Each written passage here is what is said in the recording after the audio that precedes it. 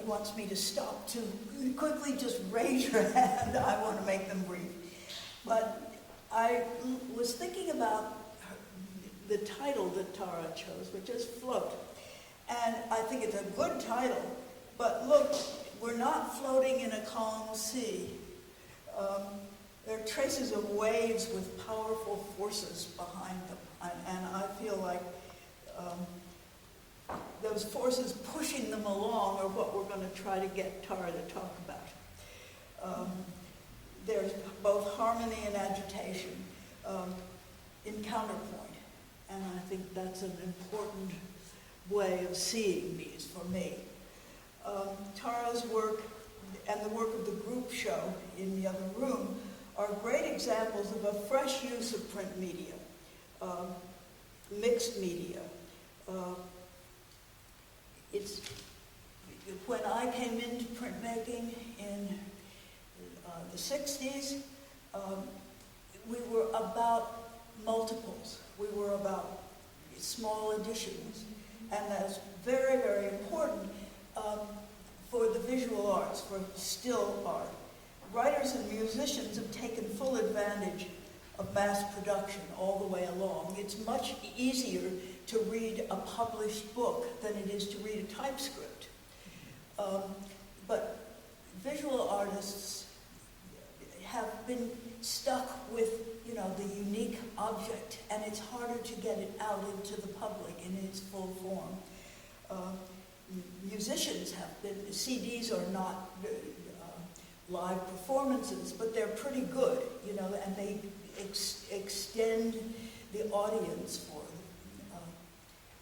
musicians much further than visual arts have been able to go at their best. Digital printing is starting to shift that. There's some beautiful digital prints, but handmade prints, hand printmaking, is taking a turn that is no longer about multiples. It can be, and certainly multiples are still very important. Tara can reproduce her results, but her process is not really about multiples. It's not about additions. It's about pure expression, and it seems to me that's a real shift. So I wanted to state that as a way of, as a context for this show. I wanted to start with asking Tara about where you got started with the visual arts themselves, with drawing, or however you started. Your family, were your family artists? Or where did you get introduced to the visual arts? Okay. Thank you, Eleanor. Thank you, Corinne and Joe, and the opportunity to show here and to have this chance to talk to you. Thank you for coming to the audience.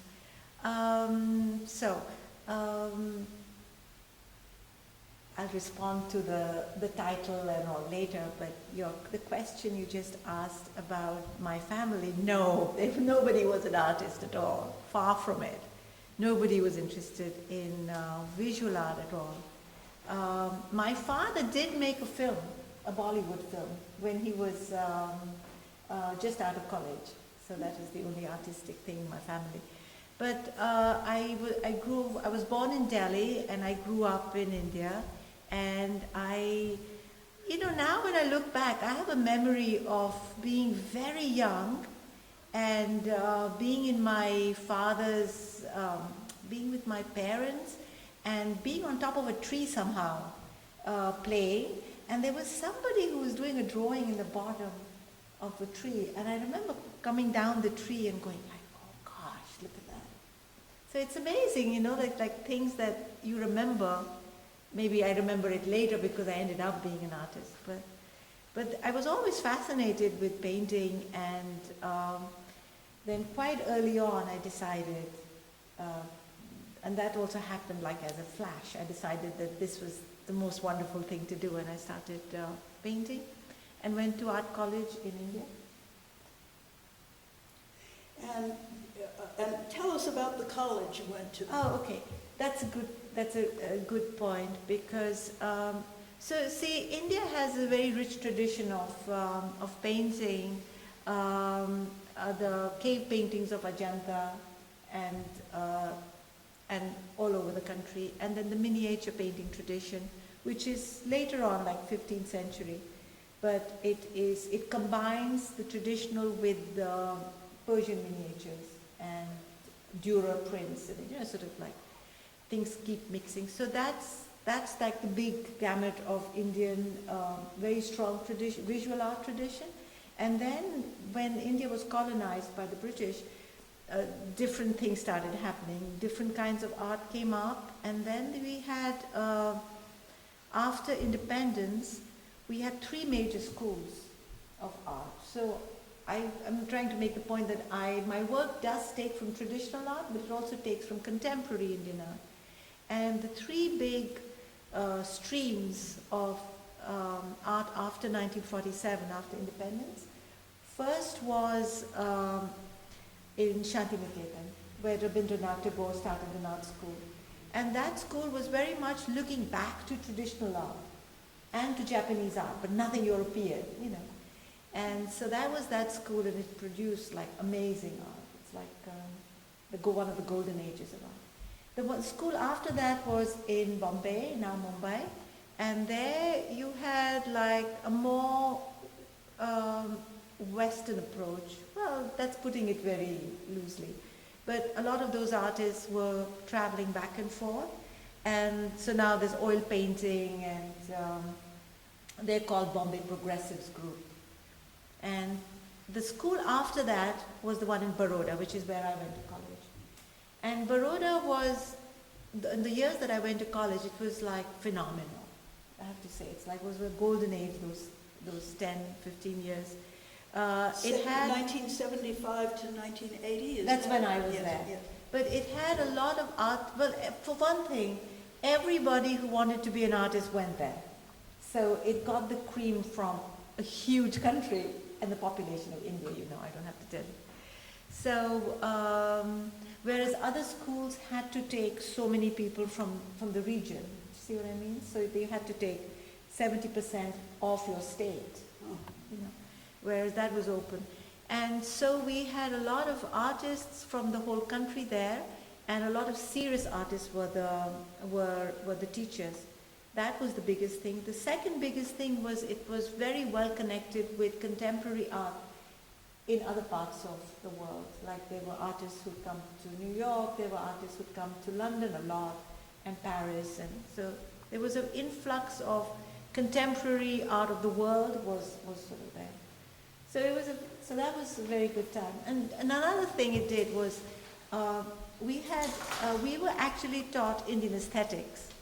So as opposed to learning Western philosophy and Western everything, it was a time when we were taught a lot of Indian philosophy, rasa theory, the Bharatiya Natya Shastra, all this which is aesthetics, so that was the foundation given to us, along with a lot of contemporary.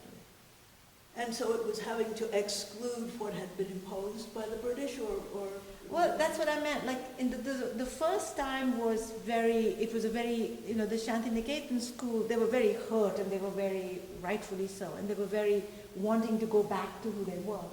And the Bombay one is very reaching out, and I think Baroda in my mind seemed to be at a time when it was more comfortable, it had found itself enough to be open to what they liked in the world, So this is how some people see it, but of course there were other things. But it was very useful for me to have a grounding in Indian aesthetics. Yeah. So because what happens with colonization, you don't know who you are anymore. You're like, it takes years to get your bearings back. And it's a process, and it happens over generations.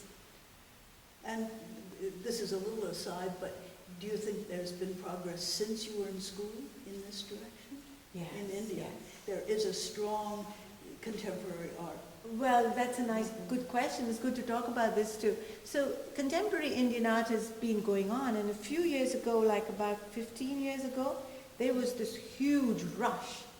And I used to go to Delhi and I couldn't believe it. There used to be like so many galleries, and people used to be standing in a line outside to get into a gallery.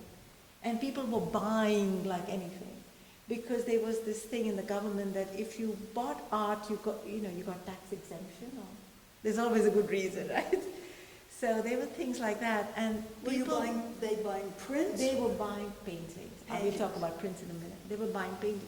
And so there was this great resurgence of art. And I remember going to Delhi or going to cities in India, and you go to people's houses and they have new paintings, and they'll rush and they'll take you to these rooms and show you who they bought. And artists were like stars, like movie stars. They were like, the artist says so in newspapers. They would comment about political events and social events. So. But after that, there has been a crash. So it's at a moment now where it's like the big hype is not there, but which is good. Because when the huge hype was there was a lot of overproduction. There was a lot of too many people buying art for investment. I know people who bought art and they would buy small art pieces and they would put it in a locker, not even hang it. So all kinds of things happen. But it's in a good place where visual arts is concerned. I mean, we have a huge, fantastic Indian tradition anyway. Yes. So we're in a good place, but it's about finding yourself again.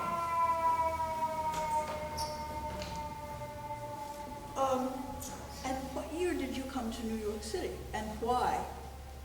Okay, so I just put one piece before that, is that I studied in Baroda. I got my undergrad in Baroda. And then, as I was saying, Baroda had a very good communication with London, because some of the students, some of my teachers had been to college in London. So I got a scholarship to go to the Royal College of Art in London to do my master's, and that was really fabulous. It was so lovely to see art, and I have to say I had never seen original art before, because we just saw miniatures and then we used to see art in books. So it was really great to do that, and I lived in London for altogether 6 years. I did 3 years there, and then went back to India where I had some shows. I had 3 shows in India, and then I came back to London for 3 years on grants. And at the end of that, I came to New York. And I came actually to visit a friend. And then, things happened. I met Bob Blackburn. So there's printmaking for you. What year was that? That was in 1989. 89. So we want to talk about, so Bob Blackburn was the beginning of your work here in New York. And what was the immediate influence of working in Bob's shop? I did some lithographs because I was passing through. I was just going to stay here for a month or two. So the first day I came to the print shop, I came to pick a friend of mine, Aisha Abraham, was working there, and I'd just come to say hi to her. And Bob said, "You got anything to show?" And I had some slides, in my pocket that time. So I showed it to him, and he looked at them really carefully. And then he said, without a smile, he said, "You go and grind a stone, and come tomorrow and do a drawing." And I said, "Okay." That's such a good offer. So I went and ground a stone, and my Aisha is thinking, "What happened? I thought we were going out." So we, and then I came the next day, and no, he was really a true friend, because I was very confused at that time. I'd lived in London for a while, and I wasn't sure if I wanted to go back or if I wanted to go back to India, and I didn't. It was one of those moments of not knowing what to do. And then he was like, "Why don't you just be here for a while and just see the place and see how it goes?" And I met there was an Indian a collector of Indian art, Chester Hurwitz, who used to buy a lot of work. And he contacted me then, and he said, "Why don't you work here for a while, and I'll buy your work. I'll give you the money. Have a phase here." So that's how I got a place in the East Village on 11th Street. Mm-hmm. And then other things happened also alongside. And of course I met Zarina and, you know, the Indian art community here. And then things led to each other. But this was your first real focus on printmaking. I had done printmaking in Baroda we had to take a major and a secondary, so it was my secondary. And I had continued printmaking in London. And what kind of print? What Etchings, usually. But I always liked prints because I think at heart I'm a colorist. So I feel very comfortable with color, and I make color work like overtime, make it do a lot of things. So, and then, you know, sometimes you can get comfortable with something. So going to black and white is very important. And printmaking was a way to go to black and white, was a way to... but I mean, I can go on about printmaking forever. It's also like working in a group setting. Because when you have printmakers here, you all know, when you work in printmaking, you do something, but you're parallel playing with other people who are there. And you can see what they're doing, and you get influenced by that, and they give you suggestions, you give them suggestions. Another big reason why I did printmaking was I didn't have a studio for the longest time. I used to draw, and I had a desk at home. And then later in the city, I met who I then got married to, Mushir, and we had a child, and it was even harder to work. So printmaking was this place that you could go to and you could have a studio. I never had a studio outside. I still don't have a studio outside. You're still in the same studio, but it's now this full studio. Yeah. So so printmaking just made sense in a lot of ways. Those are the practical and inspirational reasons. But then the process, we could talk again. Printmaking gives you an opportunity to do something and then to go back to it, which is fabulous. You can do something, you can make, in an etching, you can make 3 plates, and if you don't like one of the plates, you can get rid of it and make a new red plate and take it to a different direction. So you've got in its embryonic state, you've got it all open. No, and again, you can keep going back and making a new baby with it. This is this example that I was saying, the tradition of printmaking from the beginning was multiples to get out into the world, get your ideas out. Right. And what you are doing is going in a really very different direction, putting it to another kind of purpose. Well, when artists get to work with prints, that's what they do. Yes. They use it Yes. as a really... Of course, you have to get used to the indirectness of it. You have to get used to the fact that It's reversed. it's not what you get. And some painters have a lot of problem with that. But you get used to that and you make it your friend, printmaking is really fabulous. We're talking about etchings and lithographs, but we can talk later about monoprinting, which and is mixed media and mixing watercolor, just fresh painting with print. Collage, Jean Collet, all of these variations playing in the same piece and playing a variation on it. And there are several examples in the show a lineup of those variations, which I thought was really that was really very, very good. The way, well, I have to say at this point, if people didn't know, is that Eleanor chose the work for the show, and which was. I have a question for her here. How did you know? Because it was amazing for me to watch Eleanor. She came, and within an hour, I was just showing her work in my studio, and she was saying, yes, yes, maybe not these, yes, yes, that's a group. She was just doing it. So what was very she presumptuous of me. It was fabulous. How did you know? Well, there was so much work. I mean, I've never seen more energy than Tara has. She's got masses of work. So I thought, it's going to take, 2 or 3 Wilbur Jennings galleries to have this show.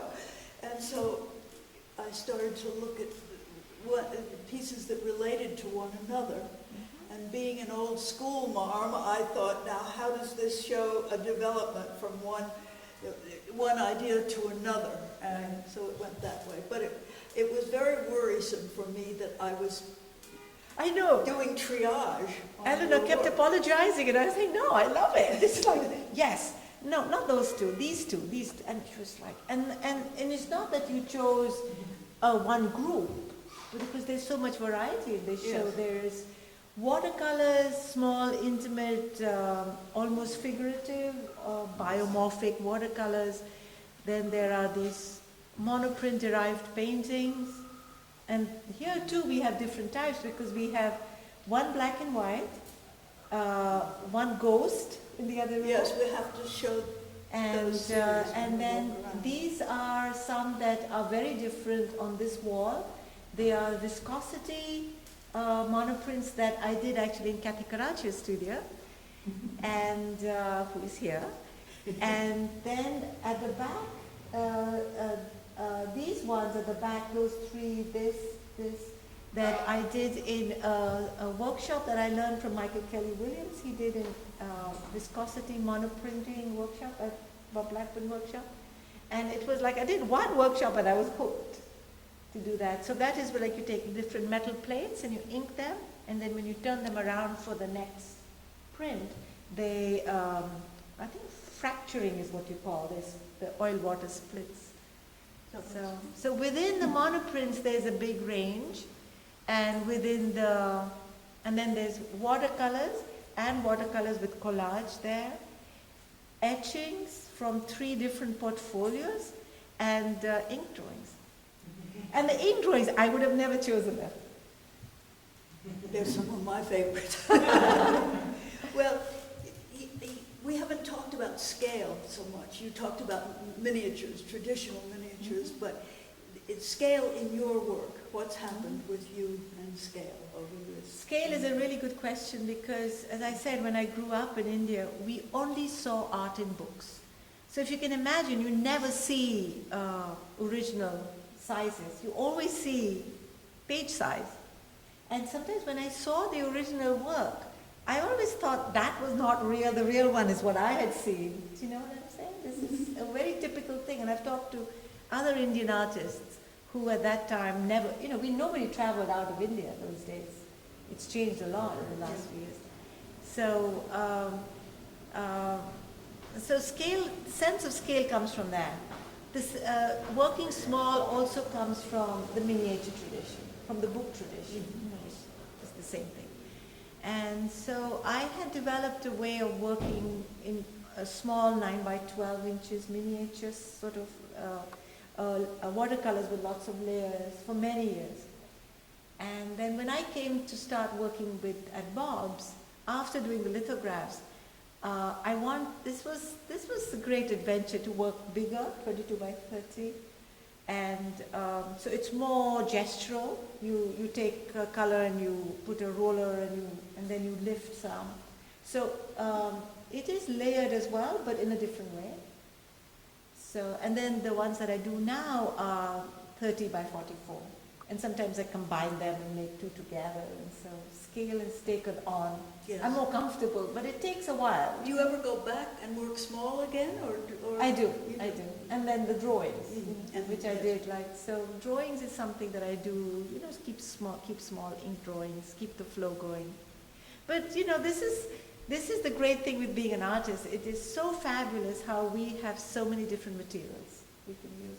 Because when we interact with another material, we're actually interacting with another way the cosmos is put together. The way the physics and structural things are put together. It's like our little experience of that, which is, if you see it like that, it's really quite beautiful. It's like we get a hands-on immersion with. The fact that when you drop paint, it drips and it does that. That's all these things about how gravity works, how stuff works. It's interacting, and then we can try something small and big and loose paint and tight paint and layering paint. Which leads us into your ideas about finding one's place within the world, and as an artist, how you do that, or how that relates to what you do. Right. So, yeah, well, I guess I've been painting always, but I've also had a life of, I was married here. My husband didn't keep good health, so for many years I was just doing the work. I wasn't really taking it out in the world. So that was a whole phase, and of course being a mother, which was lovely. But you got to meet people that you wouldn't normally meet, but you meet them through other mothers, and so that was a very enriching experience. And to have that experience in New York City has its own, because you have so many different kinds of people and worlds, and so it's very expansive. Along with that, I also continued going back. So I always keep going back to India, where I have my studio and all my family is there. And actually, when my son was born, I went to India for 3 years. I had 3 solo shows, one after the other. I came here to visit, but I lived there and worked there. And then I've had other periods when I've been there and working. So that's been an important part of life, to be an artist, but to be in these other spaces. And also with London. I kept going back to London, and I have a lot of friends there still. So, and I think of it as a home. Now it's interesting, when I left London, I was feeling very, I felt sort of like a part of me was like, oh, I have a gallery here, I had so many frames. And so I wanted to rent a place and with an attic so I could store my frames and keep coming back. And in actual fact, I haven't shown in London as much as I've shown in Germany. And that came from nowhere. And you went up to Germany to a workshop recently. That's right, I was, yeah. And I've had 7 solo shows in Germany in Berlin? Not in Berlin, in Düsseldorf, and other parts. But so different things happen in life than you imagine. So that's an important. So I think I want to answer your question a little bit more precisely by saying that because I found that I wanted to be a painter when I was like 13, I was so sure this was what I wanted to do. I got sort of narrow. I became like, I remember being in school and sitting in the back and just drawing all the time. Like I wanted to spend every minute really doing this because this is what I really wanted. And then there came a time, and I think this was when I was in London.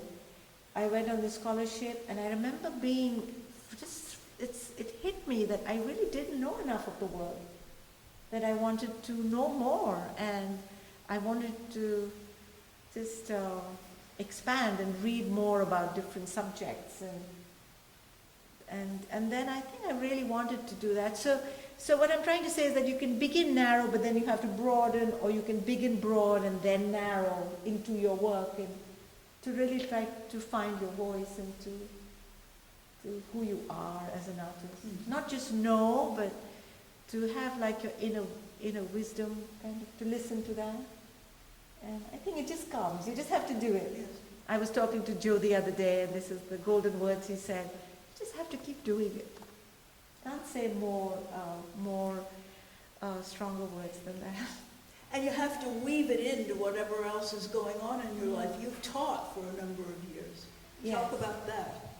Yeah, I have taught. When I was in London, I was teaching in art college, in a couple of art colleges. And when not in London, when I was in UK, I should say, in the Northeast. When I came to New York, I have been teaching. I started working for Studio in a School, which is an organization that sends artists into public schools. And this has been a blessing, because we know the state of the world, what it is. And if I can do one little thing of pass on the gift of art, which is, I think, the biggest thing I can give anybody. So I do workshops in schools, and so basically, I feel I do nothing, because I'm mixing colors and I'm just enjoying it, and they're enjoying it, and they enjoy my enjoyment of it. And, I mean, they naturally have an enjoyment of it anyway. And so it's a very simple, direct thing to do, because you just, it's not what I do, but all the stuff that I don't do. I don't make them feel self-conscious, and I don't make them be product-oriented. Do you have And so- exhibitions with them and for them? Yeah, sometimes. And then I've also taught at at the Rubin Museum and Guggenheim Museum and some other museum education programs. So they've all been enriching in their own ways. And you're still teaching? Yeah. Mhm. Yes, yes. Have to pay the rent. Yes, yes. That's part of that weaving, which is never easy, but always. Yes, totally. I think piggybacking on what you're saying about working with children, I'm going to add another thing, although you didn't ask for this, but I think it's worth mentioning that, you know, when children work, they have this directness about it, and they just like pour their heart out in it. And I think the work that I used to do previously, like the watercolors in the back room, you know, like I'm just playing with color, I'm just putting things out there. There's a point when I'm articulating it where I make it recognizable. I make it into a hill, I make it into not a flower, but something biomorphic-ish enough. And so one of the things that started happening in these monoprints in the front room is that they started becoming looser.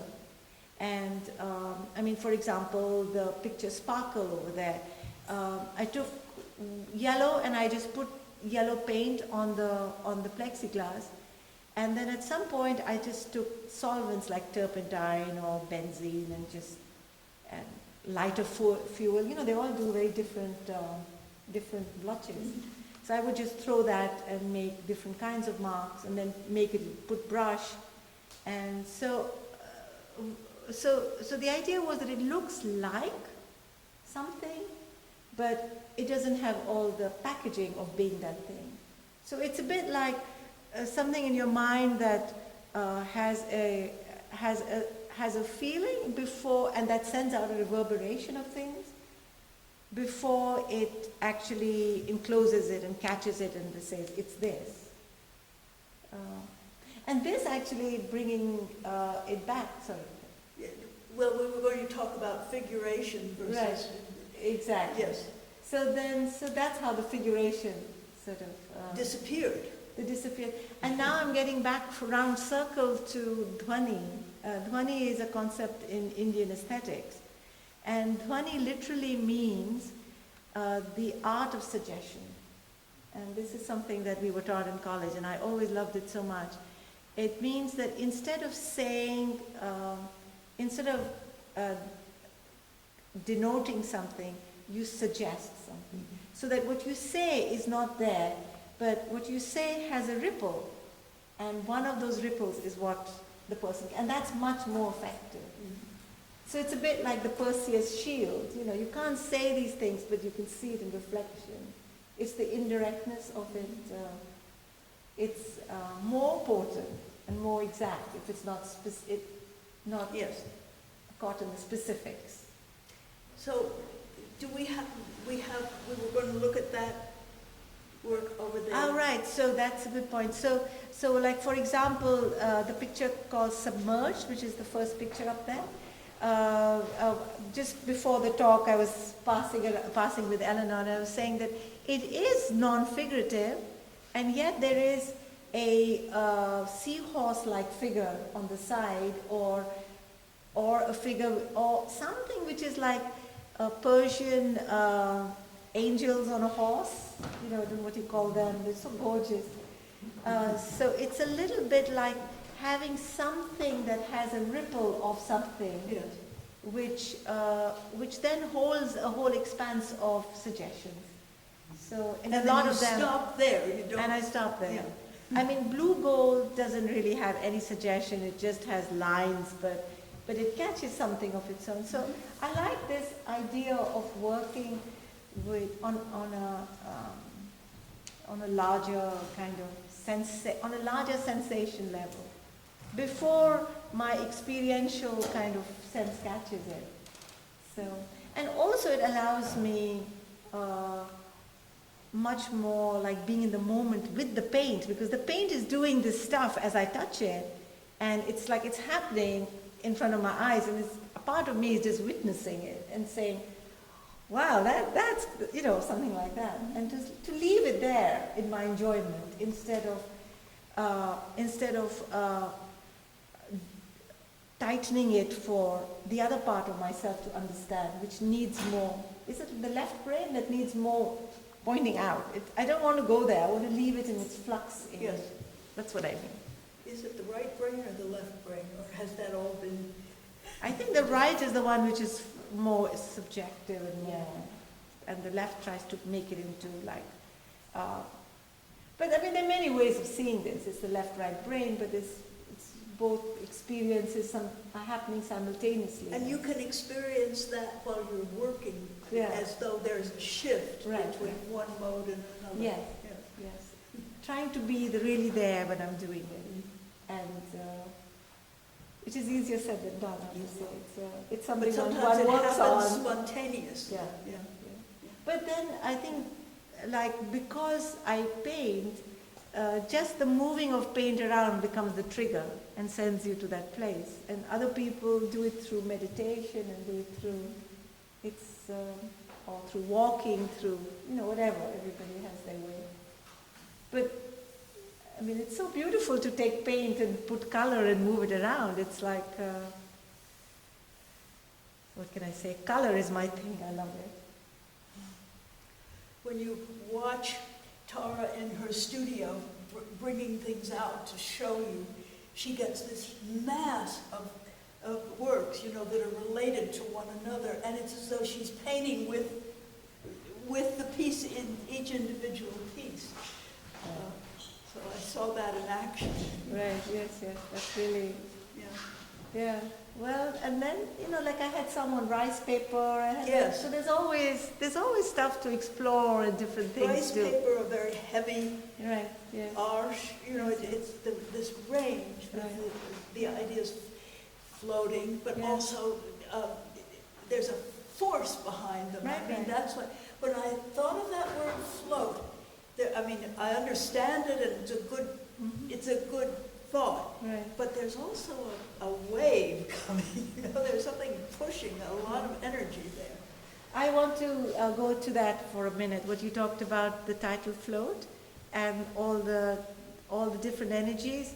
That's fabulous. I never thought of it myself, but yes. So what I would answer you is that in all that turbulence, I'm trying to float. Mm-hmm. So the floating is in that. It's Yes. exactly. I'm not in the place of being in like the minimal white on white. Right now, I'm taking it all in, but I'm taking it in with its complexity. Complexity is a very important part of what I want to say, because everything is complex. There are so many layers to this. I'm a woman, I'm Indian, I'm a person of color, I'm a colorist, I'm so many things. And I don't want to exclude one to the other. I want the fullness of the whole thing. You want to respond rather than have to be in control. Yes, That's yes, what- to flow with yeah, it. yeah. Flow with it. Yes. And I'm just looking at like some of these pictures here. Like these two here, these two are the ones I did in Kathy Karachi's studio.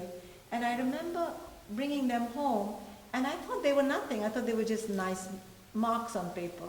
But it was really looking at them a long time. I was looking at them and looking at them. And then in the end, there was very little I needed to do, but the right amount. So there is, so it's not like you just like take it out, which you do. But then you do, what I want to say, you see it in time. Time is very important. You see it and you put it away, and you see it and you put it away. And so the layering of the complexity over time. So that's why I don't call these monoprints. I call them paintings that use monoprinting as one part of the process. Because the looking at it, and then, and I use watercolor and pastel, and so there is a chiseling and a tightening, and like some areas I let go, some areas I see the flow and the float and things like that. But do you think we should ask them if anybody has any questions? Yes. You say. No, you say.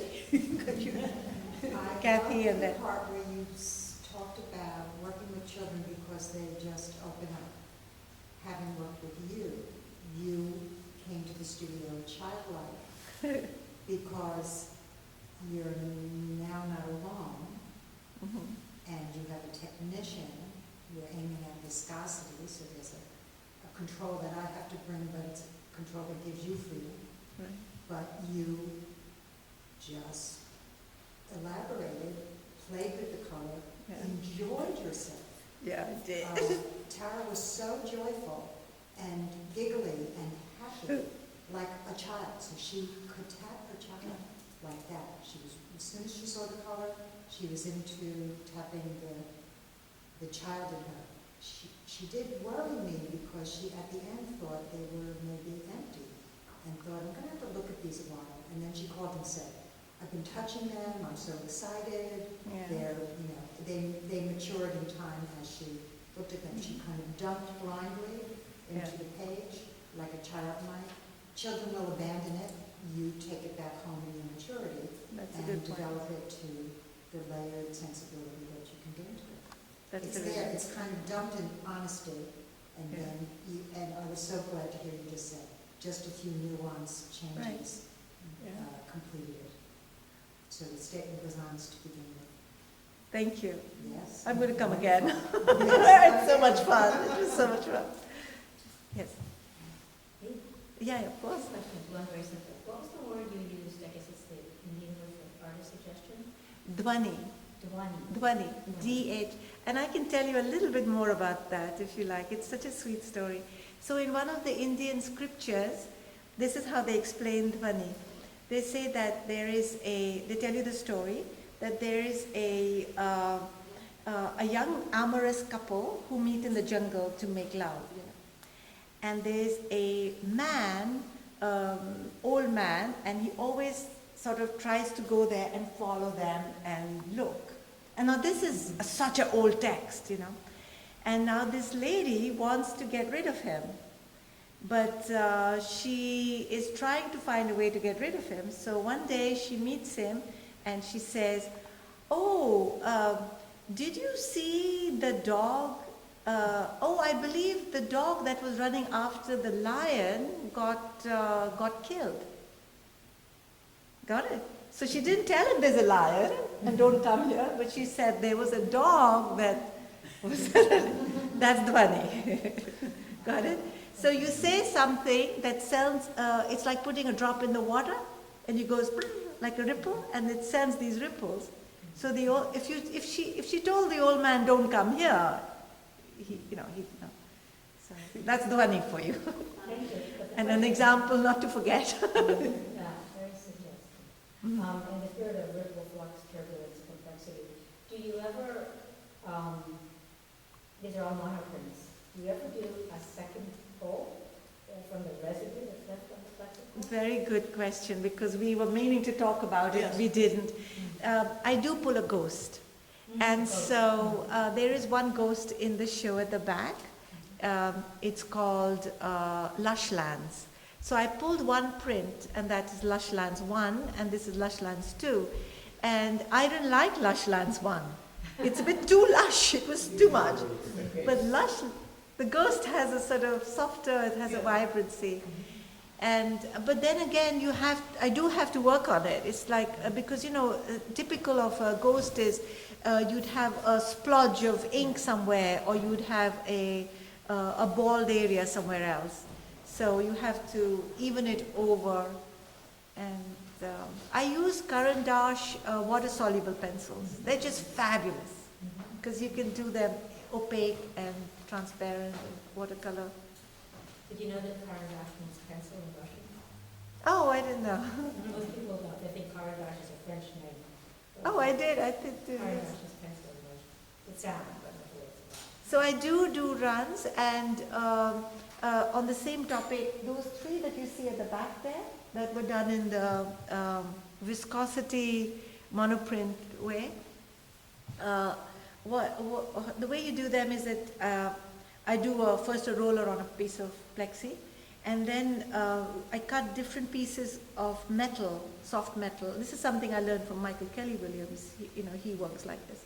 And so I inked them and placed those pieces on the plexi. And then for the second print, you turn them around. And each piece, when you turn it around, it does this spludging. And if you see those 3 prints, I'm using the same pieces of metal. But I kept doing it with the same pieces without re-ink. But I might ink 1 or 2 just to get a punch in a few, but using the same pieces. So it's the same actors that are doing different things. So that's the great thing about printmaking. Monoprinting gives you multiples. And also in the etchings in the other room, the etchings also, there are 3 actually. Eleanor was very keen to choose 3 prints that I have in the other room of the boat scenes. And she said this was the teacher at Eleanor. She was saying, this is a good one to have for as a teaching moment, because it's the same print of 3 colors inked differently. So there's one red, one blue, and one yellow. So I called it afternoon, evening, and night.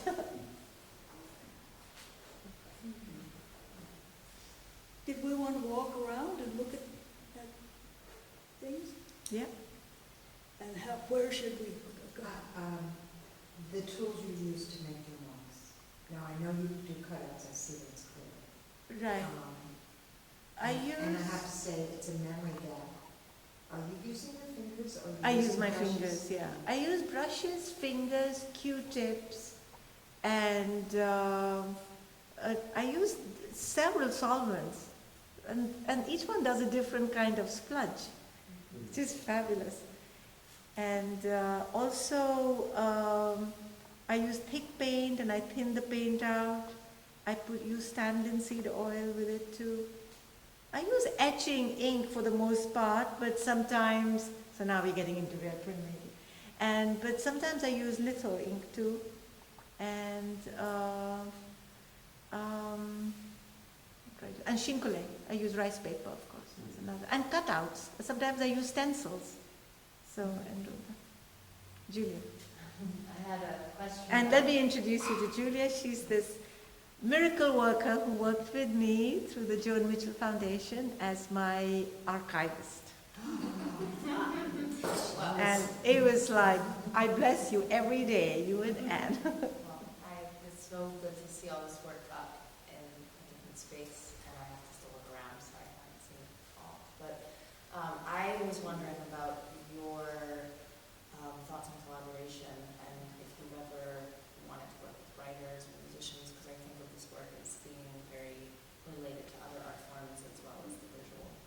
Yeah, I would actually love to, because I think this new body of work, the way it's moving, it's very much about movement. Like all my titles are jump, swerve, turn. They're all about like different things you do with movement and sound. And I would like to. I haven't really done that, except the boat series was kind of loosely based on a Schubert sonata, which That series isn't here. that series is still in progress. I've done three boat paintings. Six boat paintings, which are here. I'm still working on that. Maybe this summer. Did you see them? And, I saw it in progress. I Yes. think I just saw the beginning. Yes. Runs and so it's in color. right. But I was writing about it, and then I also wonder if these would be ever in a book form as opposed to knocking on the wall and thinking about other contexts. I've never made an artist book, but I'd love to. Yeah. These are all things I want to explore, for sure. Yeah. I feel like ready for doing that now, Like there was a long time that painting was this like a place for me to go to heal, that's kind of like this kind of place. And now painting's more like that. And it's just happened with time, with life. And I don't know whether you want to talk about it, but you were telling me that oil painting, you were never Yeah. quite happy with. yeah, I'm with still it. not happy. I can't kind of do it. Somehow And this is more fluid Yeah. for you. I mean, it's almost like I'm making steps towards this, and this work is, I'm using oil-based medium. But somehow when I do it on canvas, it becomes, I don't know. I think it's so subtle, these things. I remember in art college in Baroda, it being really hot, and the smell of oil paint, or there's something must be sending some kind of trigger, or I think when you're working, when you're painting, what you really need to work is to just feel like you trust yourself. Freedom. You mean freedom. You just need to feel like, like what Kathy was saying, that kids feel, like you could just like play and sort of like, so, and that is everybody's true nature, isn't it? We are all like that, but stuff gets in the way and we got to like work on it. So I will work on the oil paintings too, because I think I'm almost there. I went to a residency in Kassel in Germany last summer, and I worked with a wonderful printmaker. It was a printmaking residency. And so she said, yes, let's work on this thing that you have. So she had a huge press, like I could fit 2 of these prints, the big ones. So, and then she ordered oil canvas, primed canvas, a very lovely one. And we printed on the canvas. So I did the same thing I do here, but I print on canvas. And then that became a lead to work on it at home. So I am working on that set at home too. So Did I see that? I don't think so. I think maybe not. It's not ready yet, but I'm working on it. But having said that, I have to say I love paper. So there is something lovely about paper. Go ahead. Yes, I was actually going to touch a topic on paper. Perfect. I know India has like great handmade paper and Yeah. it's great for like watercolor because it has like cotton in it sometimes. Yeah. So do you prefer like, a certain paper? Yeah, I do use Indian papers as well for shinkale, for rice paper and everything. But and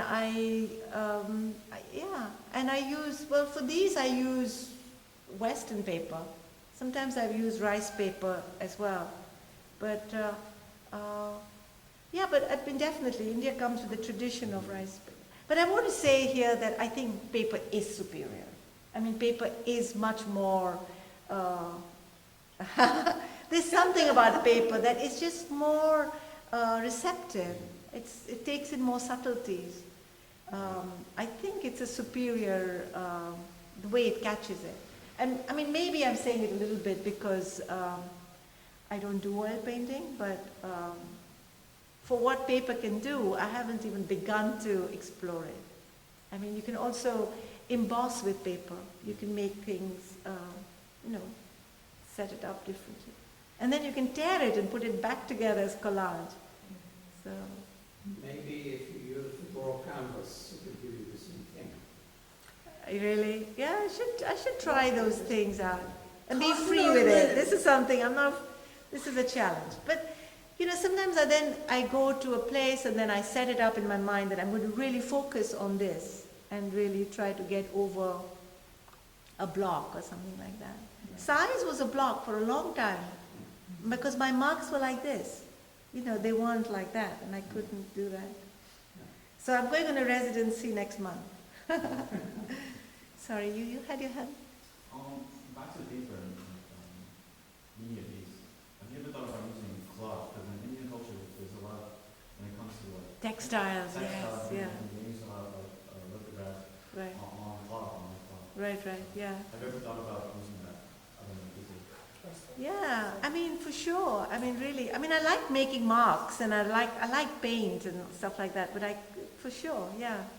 I could paint on different fabric. And then you have all these fabrics in India which are like awesome, from thin organzas to chanderis and patolas. I mean, it's a culture of like fabric, fabric, yeah.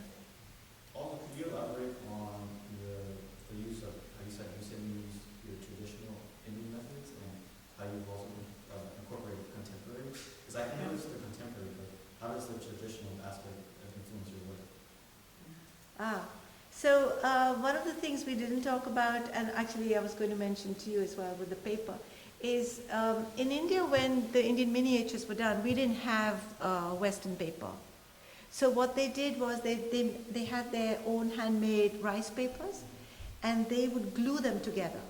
So they would take one sheet of paper and put rabbit skin glue on it, put another paper on top, and they would burnish each one as it went on. And then they developed a way in which they would actually take 3 sheets of paper and put them together. On the 4th sheet, they would do a drawing. Size it again, and put another thin sheet of paper on top of that. So the drawing is underneath, right? And then they might do some colors on the next sheet, and then put another sheet on top of that, and then the last one they would put gold. So what I'm getting at is that they created a thick paper, because they didn't have thick paper, by gluing many papers, but they used that in their advantage, because what happens they put blue on one side, and then they would emboss it with a agate stone, and then another one. So each one sets it, see, as a printmaker you can get it, because each one is now reflecting on another one, and it gives you greater vibrancy of color, because the colors are on different sheets with a glue size that's polished. And then you can play with the polish. You can polish some and not some, so you get more and more, movement within the same color. So that I have used in these watercolors at the back. Some of them are done on, it's called Vasli, Vasli. Vasli is this paper.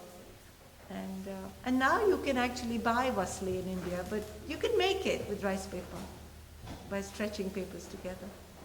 So, what was the second part of your question? Was me using different styles of art. So I think the different styles of art is that, I think it's, these things are difficult to answer and they're difficult to pinpoint. I can just answer it in the negative by saying that, to be an artist, you want to truly be yourself, and be yourself from the inside moving out. And so in being yourself, it's like this concept of neti neti, which means not this and not this, but your true self inside. So this is what, for somebody like me, comes naturally. And so I'm not, I'm trying to get to that as much as possible, and not to all the other things that come bombarding at you all the time, to, the art scene we live in, and our influx of so much. So I would say the sense of color that in my work is very Indian. Mm-hmm. Because I think color comes from early childhood. It comes from early But it's impressions. also too academic or loose, the early education. Sorry? Your early education, Yes. was it academic or loose? My early art education. Yeah.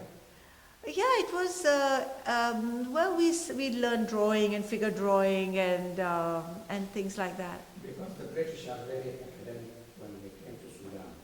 Ah, yes. Yeah, See, yeah. we have to learn from the bottom. Right. This is exactly, the Bombay school was this. The Bombay school, it was very academic. They were just painting plaster casts and very like that. Yeah, but luckily, after the British left, there was a strong sense of like, we're done, it was like getting back to, That was the freedom. yeah.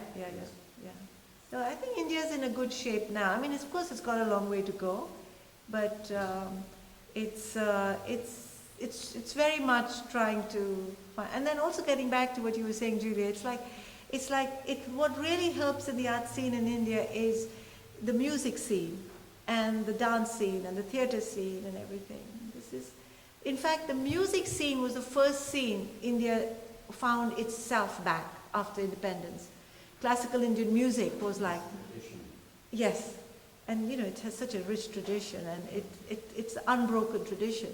And that was then, so Indians felt, this is our music, and and the visual tradition was gone because people were painting like Raja Ravi Verma, I don't know.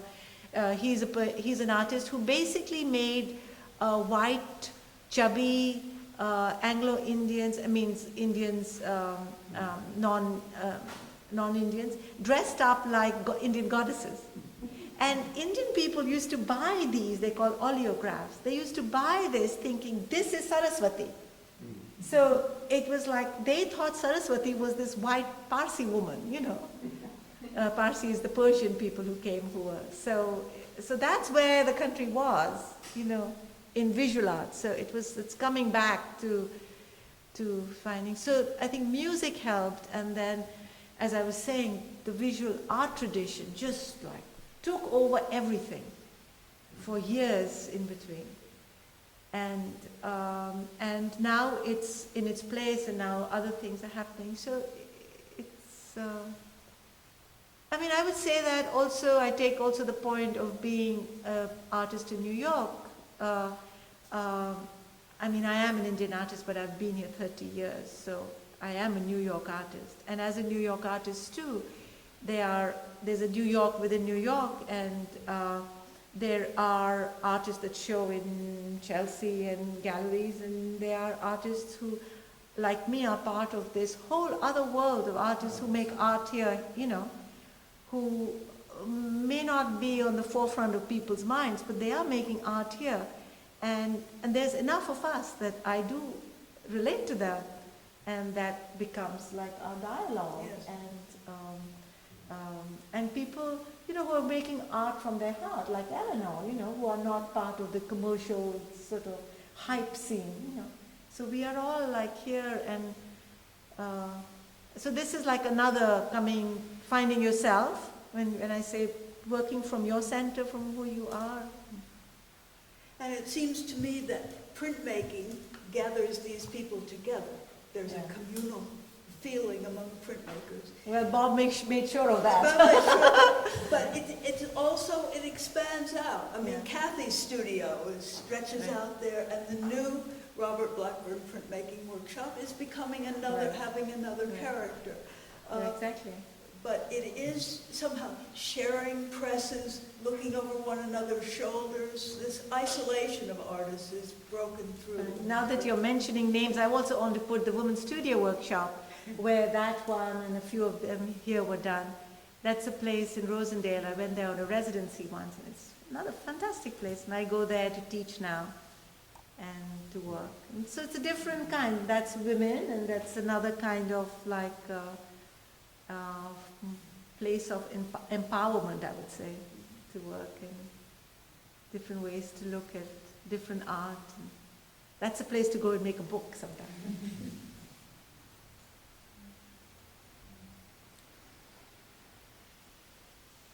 So I don't know whether, do you think we should still move around, or do you think people can, yes? You want to do that? Yes? Yes. Okay. Where should we start? We can start from the first.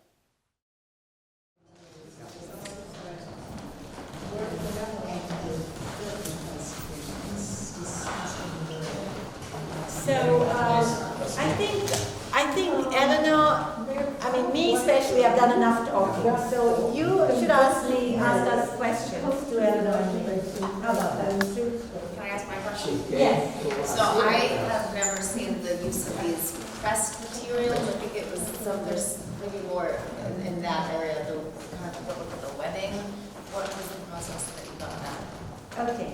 So very good, because I wanted a chance to talk about that. So should we go there? Yes. I'm talking about. And then we come back here. So these prints here, what I did here was I took orange.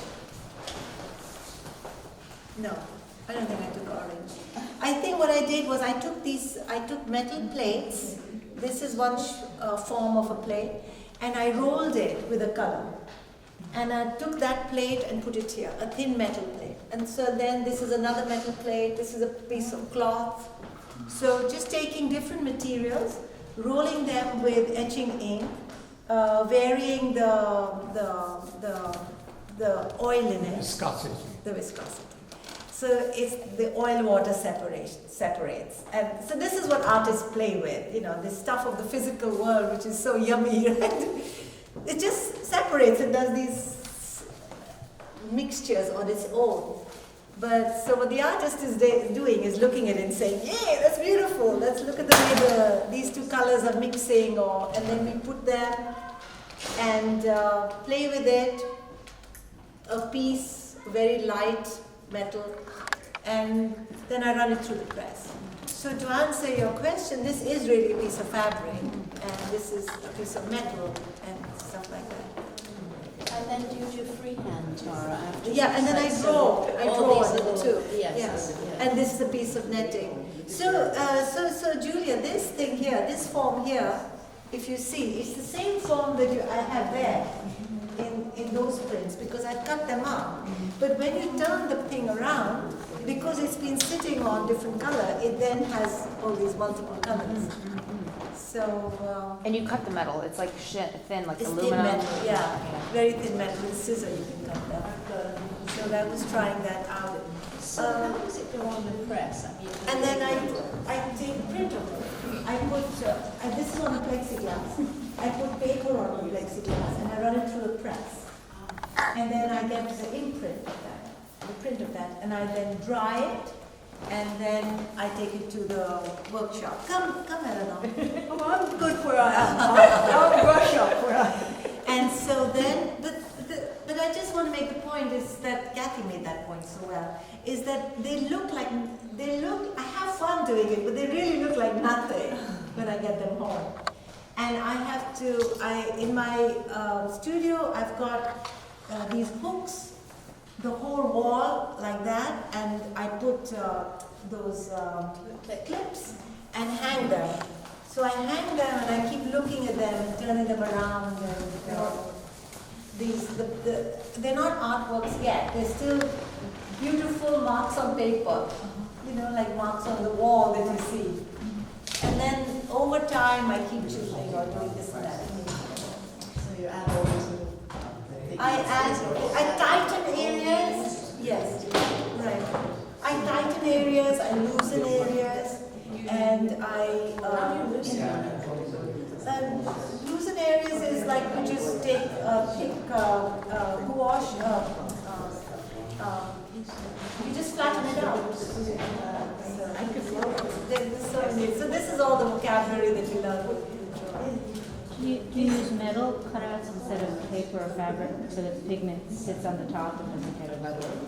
You can use plexiglass, you can use mylar as well. But metal is kind of nicer because metal, what it does, it bends with it. Another thing I would say is that you can walk towards that. Another thing I'd say is that another thing that's important is the energy of the work. Like there is a point here for where it's sort of throwing itself out. So there is a focus area and there's a place where it goes to. And sometimes there are two things working. So like in this one, there is a movement that's going with the blue lines, and that become dots. But then this movement is another movement of the chinkole paper. So sometimes to have it's like in a song to have two ways in which a tune is going like this and there's another tune going like this. But then you see them separate and then they weave in. What do you add to it? This is paper, chinkole paper. And you've added that later.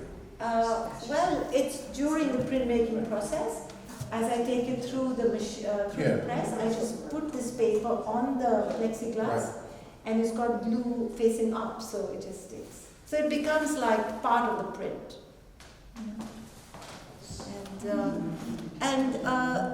Like another point I want to make, like about this one, for example, is what Eleanor was asking me about the figurative, getting the figurative.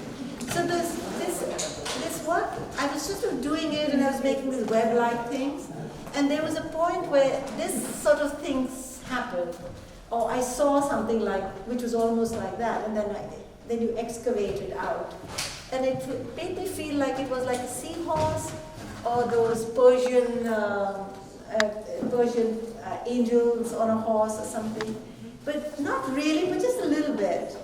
And so I like the idea of just making, so there's something that anchors it, is what I'm saying. There's something that gives it more of a ripple of suggestion, and then the rest catch the suggestion. But there has to be one or something. You know? And this one here behind you, actually this one is titled Anniversary, and I actually made it on the anniversary of my husband's passing. And I think I just put black color and I was pushing it around, and then one of the eyes just was like his eye, or to me it was. And then I just started going with that, and then making many eyes, or different moments of eyes. But there has to be something that sort of like catches, and then the rest is the... I mean, it's not all design on the other end. It's not just composition. I have to get that word from you again, that suggestion word. Yeah, burning. You have to write it down. See, this is why I'm so glad that I went to a place where they taught us something way back. Yes. It stays with you. Yes. And there was just one man's idea. He said, let's have this. And they started doing it. And this one is like more like just throwing a lot of things. It just felt sparkly. And then I didn't want to make it a sparkly tree or a house or a water or something, but just sparkliness itself, without, like, formless. Not this is sparkly, but just sparkly. Sometimes forms show up on their own. You recognize them after the fact, and you say yes or no to them. Isn't that so? Exactly. Remember we found a teddy bear? Where did we find the teddy bear? Oh, that was the one. So this one here, when Eleanor came to my studio, she did not select it because she saw a teddy bear there. And then when she left, I looked at it and I kept seeing the teddy bear.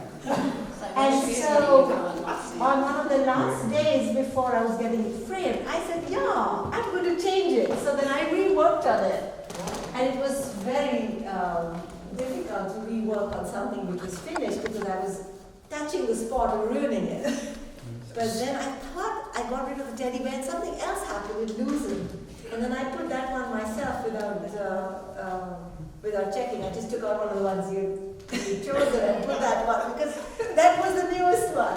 And with artists, your newest baby is your the one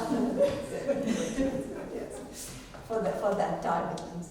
So, and I did that one in Germany where I went to for a residency in Kassel. And now what was different in that place was I didn't have plexiglass. She gave me an etching plate to work on. So it's not transparent. So aluminum? It was a copper plate. Copper plate. So when I'm putting colors, they don't even look like the colors that I'm used to. Also it reflects. It reflects, the copper comes through. And I can't, because I often hold it up and see it, and I can't do that. So it became a challenge at the time. And I started collecting stuff from her garden and putting leaves and impressions. And I remember we went shopping and I bought the netting that the onions come in. And I used it for all the prints. Awesome. Yeah. Or foil paper, So that's the important thing about working in different places. It breaks you from your habit. And now, of course, now that I already announced that I'm going to go and work in Sudan. No, I'm just joking. But why not? That it's a different thing. You visually see something different. The materials are different, and a different part of you comes alive, which was always there, but now it's indirect. We're very primitive there, not sophisticated. So we need some sophistication. Well, that depends on what you call sophisticated, right? This one was done at the studio workshop. And should we walk? I want to show you the watercolors in the back. And these we've talked about. These were done in Kathy. Yeah, I love these. These are the ones you did in the other lady's studio. Yeah, Kathy. Yeah. I love this. And Kathy, this was one of the last ones because it was hardly any ink on it. And when I got it home, it looked so faded. I didn't think I would make this, but it came out all right. And this was done in Kathy's also, Kathy. That was done in your place too, the previous year. I don't know why certain things are familiar. Yeah. I imagined you had sent that out as a postcard once. Yes. And I didn't know it was from mine. Yes, I did it the year before. And yeah, that was the first time of trying it out. These were done at the workshop. I just told Jasmine something about your willingness to talk all the way through. I knew her mind as a collaborator. A lot of people go to work and you see their body language and you don't know what's going on. She would say, this color's too sticky, I need it more red. She was very clear. It was great collaboration because I kept working. I couldn't just stand there and go, what's wrong, what's wrong, what's wrong, how do I help? She was on top of it. She met me more than halfway. Had a number of pieces to do. She paced herself. It was one of these excellent things, except at the end where you said, I don't know what I did, I don't know. I know, when I took them home, they looked like colored wrapping paper. This is nothing, But then, These are your babies, you Yeah. gotta love them. No, but then I had to work on it, It was like nothing. Right, well, I get into being the artist. Yeah. So part of me, they were part of my birth process. I was your midwife, so there was a lot of investment. And when you kind of went, well, I don't know about these at all. But I love that you only had to do little nuanced touches to make them work. Thank you. So it'll disappear. No, I won't. I'll do that and I'll talk. So yeah, I want to show the watercolors because that's something very different. So these are the works that begin with the Wesley idea of sticking paper together and 7 sheets, and some but there are different things, and then using that as a mark making thing. So these are earlier where I'm using more watercolor and washes and gouache. And in some of them, like in this one, I used collage with it. So here you've got actually bits of paper that are stuck. So what happens is that it sort of gives it a kick. The different, it's all about the edges actually, right? And this we talked about, is this earlier. And here again, there's collage paper stuck here to give it a different edge. This is the coast, which is the lighter. Here. We don't have the darker one here. Right. Yes. But it's a beautiful ghost.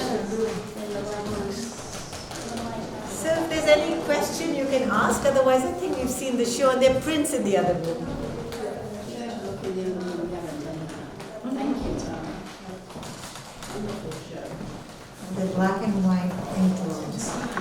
Oh yeah, that's something This one completely is sold, and this one, I sell the red dot, so I gravitated. And then the one beneath it, this is the one. It's wonderful. But there's little fragile black, like crystal marks. These three are the ones that I was talking about. This is the same plate. I don't have Yeah, it. Same plate. I was discovering that as I looked. It's the same plate. So when you swap it around, it becomes afternoon, evening, and night. This is an old portfolio, and I think we wanted to have some prints in this room to echo that. So this is an earlier portfolio. And I really like the way Corinne chose and selected, the work from Eleanor's selection. She's to brilliant. just have the right amount, not too much. Were these all done in India? No, this was done here. This was I all worked done in India since So everything in here is do work when I go to India on holidays, but I bring it back and work on it. Were you doing larger work at that time? Because this was 2003, right? I was working more small work. I was doing watercolors this size and these prints this size. Is that what you meant by Yes, scale is part of it, but also you don't have space when you're and then whatever you do, you become comfortable with it, and it feels like it's you. Right. You feel when you see small work, you're seeing a mirror, and that is me. But actually, I can be many things, right? Not just one thing that I produce. I really like the different figures, whatever you put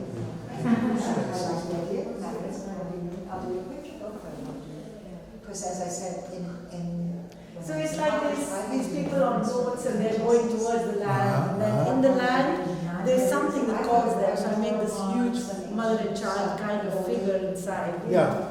Through like curtain like something they're going towards, because you need to have some human presence that they're going towards. Right here, she appears. Yeah, here you can see that more, but then this is that. Yeah, so different hide and seek happens. Yeah.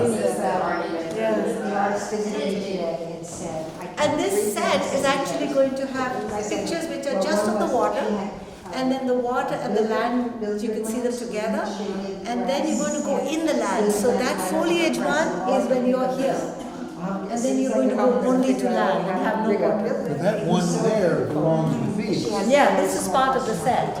This too? No, not These this both, one. yeah. These are part of it. The whole thing is going to be the set of going from land, water only, and then water and land, and then land only. It's going to take me a few years to do it. Little by little. I can't move. I open the drawer and if I take something out, I can't put it back in. These are the drawings, yeah. So it's just about playing with the ink and making marks and the lights and doing different effects.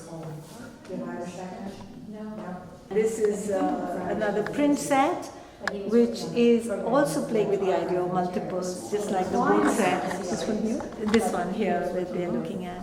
So what I did was each print I made in 2 incarnations. And that was the whole point of this set, to have 2 different ways things can go. But both that felt very authentic. So not happy and sad or dark and gloomy, but not happy. It's not. It wasn't those polarities, but. And I actually had a show where I hung the 2 different ones side by side each other. Oh, in one show. But then there are different ways. This is the thing with prints, you can play around. So I like the idea also of having that in this way. Them differently. Sometimes the front figure shows more, sometimes the back figure, sometimes the heel shows more. And so that one, that's a print from another etching that's called Life Journeys. And this etching was like, I was making a drawing like of my Delhi house and my New York house and just feeling separated. And then I started making myself going from one house to the other, and then I thought that going is the structure. That is my real home, the in between the 2 places. So I made that a bit like a building, the going from one to the other. It's funny how when you're thinking and how one's mind catches something. Did you see these drawings? These drawings, what I liked about doing the drawings was just like playing with something so basic like a round shape. So this one is, the outside is nothing in here, the outside is the important thing. And then just like flipping some things like that. It's playing with, just going back to the beginnings of playing things, I'm going to do more of these drawings. I was like, I wasn't going to choose them. And then when Eleanor chose them? Yeah. That's wonderful. I was thinking, no, don't look at that. I'm just doodling around here. No, she said. And there it's like with a web kind of form. That, so I call it web 1 to 4. It's just like a form, like a web, but moves around. 1, 2, 3, 4. And this is like drift, just different things drifting, like reflections in the water.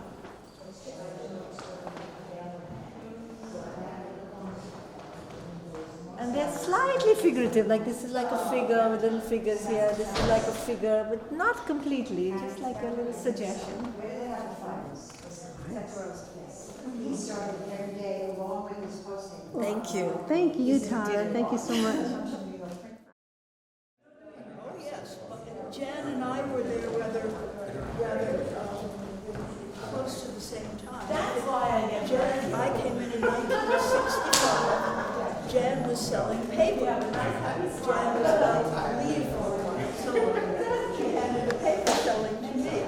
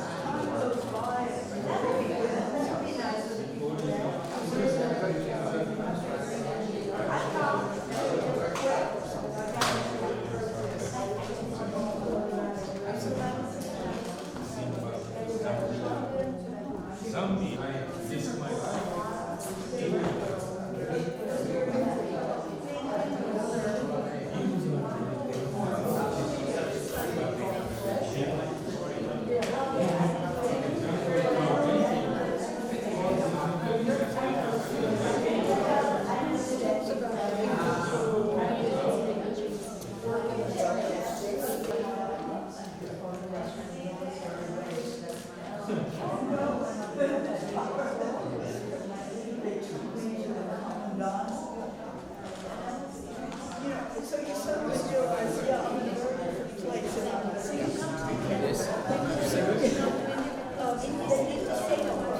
we just made a mistake. They should have taken him to a thing. You were walking and I thought, it's so small, I'm doing it. Yeah. The price is right. So I said to her, tell her on that. So she told the man she wanted, but she didn't mention that I said, I wanted the space. He calls me, I'm feeling